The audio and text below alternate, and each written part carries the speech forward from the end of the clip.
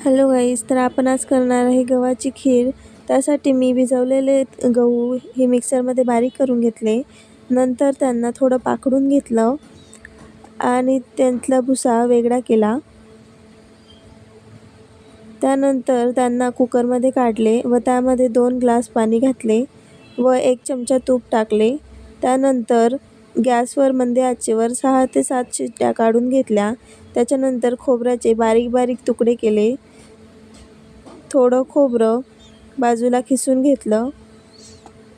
थोडे बदाम, पिस्ता आणि वेलची बारीक करून घेतली. थोडे ड्रायफ्रूट्स म्हणजे मनुका. त्यानंतर कुकरच्या 6 शिट्ट्या होऊ दिल्या व कुकर थंड झाल्यानंतर त्यातली वाफ काढली आणि खीर व्यवस्थित शिजली आहे का नाही ते बघितलं. त्यानंतर एका पातेल्यामध्ये 1 चमचा तूप घातलं व त्यात खोबऱ्याचे तुकडे टाकून चांगले लालसर होऊ दिले.